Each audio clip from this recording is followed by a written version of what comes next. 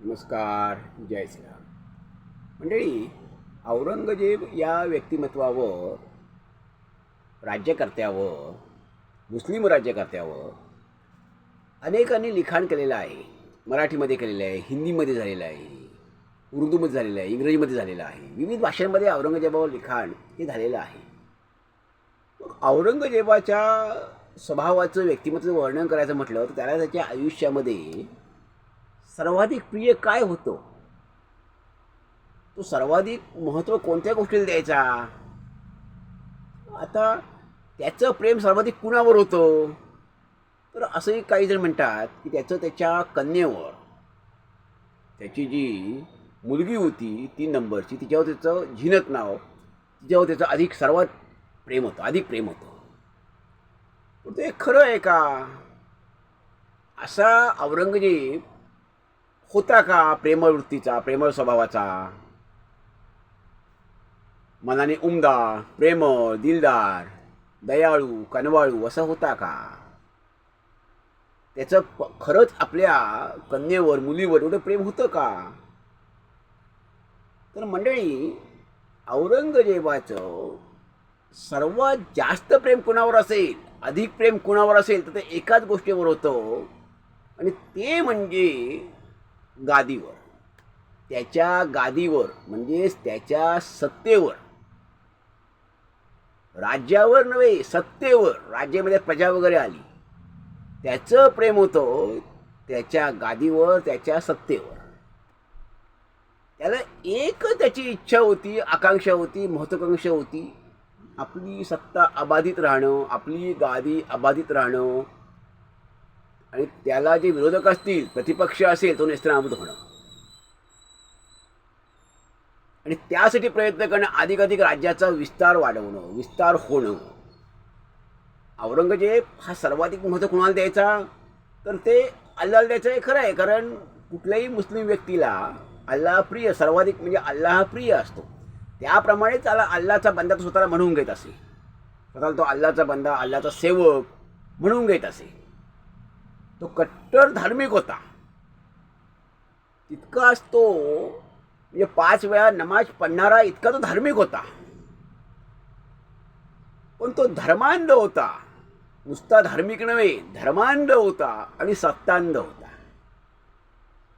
तो धर्मवेडा होता, धर्मासाठी तो कोणत्याही पातळीवर जाणारा होता,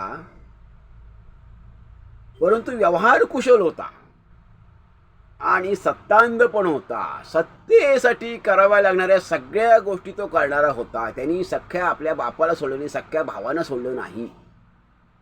अकबराचा हा पणतू, बाबराचा हा वंशज, आणि शहाजहानचा हा मुलगा औरंगजेब. साधारणपणे 3 नोव्हेंबर 1618 त्याचा जन्म झाला, 1618, आणि 3 मार्च 1707 म्हणजे वयाच्या 89व्या वर्षी औरंगजेबाचा मृत्यू झाला. अहमदनगरला, म्हणजे आत्ताचं अहिल्यानगर, तिथे याचा मृत्यू झाला. आणि तिथून जवळजवळ 100-125 किलोमीटरवर असलेल्या, तो ज्यांना सुफी संत होते, त्यांना गुरु मानत होता, त्यांच्या शेजारी त्याची कबर व्हावी अशी त्याची इच्छा होती. खुलदाबाद म्हणजे आत्ताचं संभाजीनगर जे आपलं आहे, संभाजीनगरवरून ते जवळ आहे खुलदाबाद, तिथे त्याची कबर बांधण्यात आली. आणि ती त्याची इच्छा होती. त्याने जे पैसे टोप्या विणून कमवले होते, जे पैसे त्यावेळेचे 14 रुपये, आणखीन 12 आणे वगैरे, 16 आणे, त्या पैशातच ती कबर व्हावी अशी त्याची इच्छा होती. तर असा एकदम धार्मिक वृत्तीचा हा होता, अतिशय कट्टरपंथीय.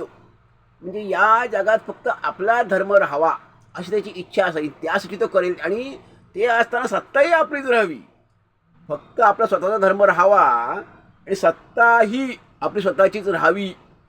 असं नव्हे की आपला धर्म राहावा आणि त्यासोबत सत्ता आपल्या धर्मियांची असावी, अशी त्याची इच्छा नव्हती. आणि अन्यथा त्यांनी त्याच्या भावाला कशाला मारलं असतं. त्याच्या सख्या बापाला, शहाजहानला, त्यांनी तुरुंगात टाकलं. शहाजहान आणि मुमताज यांचा हा मुलगा. मग जसं शहाजहान आजारी पडल्यावर आता आपल्या मोठ्या बंधूकडे, दारा शिकाऊकडे सत्ता जाते म्हटल्यावर, त्यांनी शहाजहानला तुरुंगात टाकलं. आणि दारा शिकोजवळ लढाई करून त्याला बंदी करून आणलं आणि दिल्लीला त्या चांदणी चौकात त्याला हलाल करून मारलं आणि त्याचं मुंडकं छाटून ते शहाजहानला तुरुंगामध्ये भेट म्हणून पाठवलं. तर असं औरंगजेब म्हणजे एवढं क्रूरता एवढी त्यात भिनलेली होती.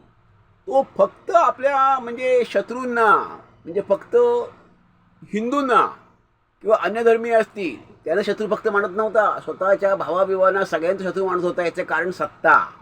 तो सत्तांध होता, धर्मवेडा होता, पण त्यापेक्षा सत्तांध म्हणजे धर्मांध होता आणि सत्तांध होता.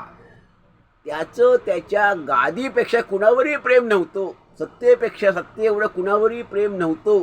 त्याला 5 मुलगे होते, त्याला 5 मुली होत्या, त्याला 4 ते 5 पत्नी होत्या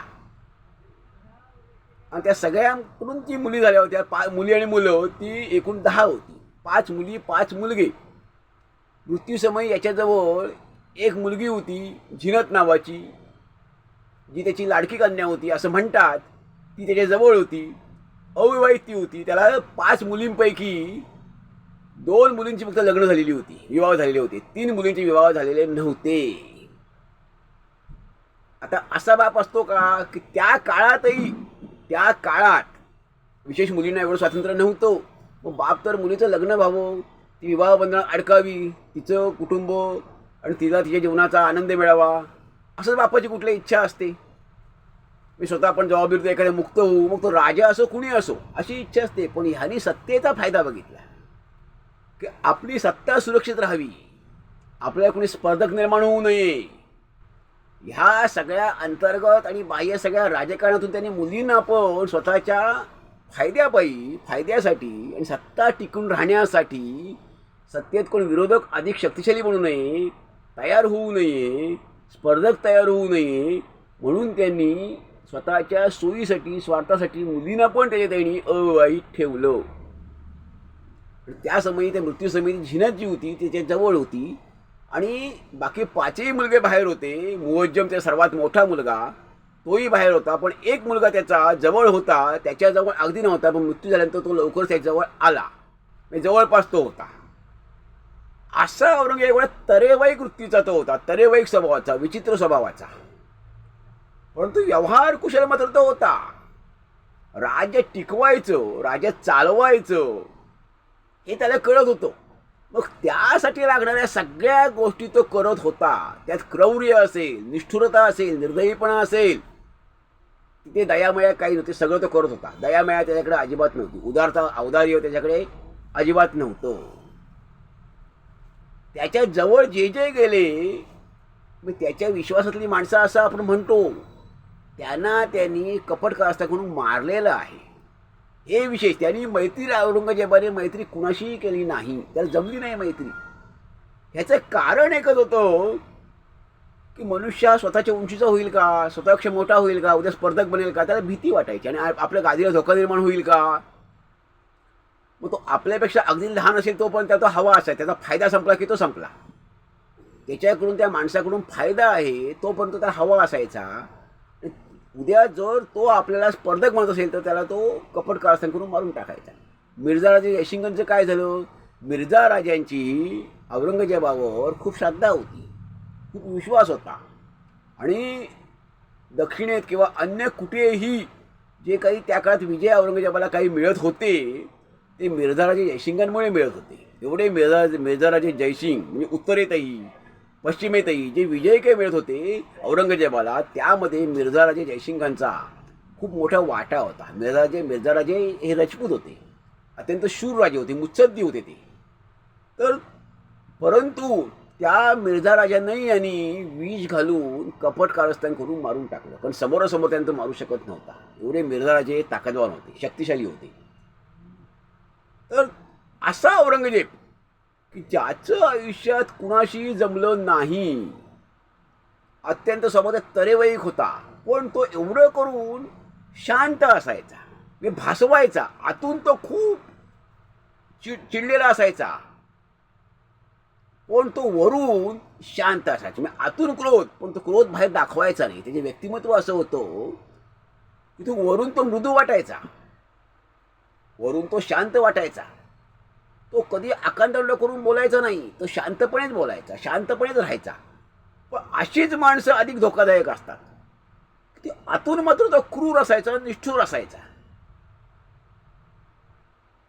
आणि समोरून तो शांत वाटायचा.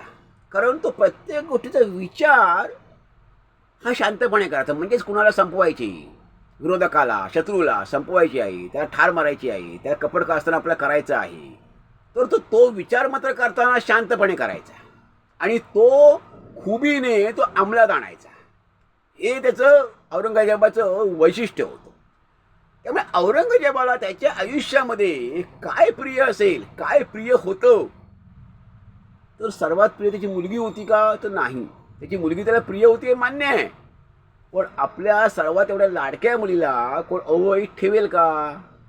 स्वतःहून नाही, स्वतःच्या स्वार्थापायी, ईर्षेपायी, सत्तेच्या हव्यासापायी, सत्तेच्या लोभापायी तिला आपल्या सेवेत कायम ठेवेल का? तर नाही ठेवणार. हे स्वतःच्या सेवेत त्या मुलीला ठेवली. त्याची मोठी मुलगी जी होती ती कवयित्री होती, आणि ही 3 नंबरची मुलगी ही झिनत, ही त्यासोबत असायची, ते सेवेल त्याच्या असायची, आणि मरतेसमयी ती मुलगीच ती त्याजवळ होती.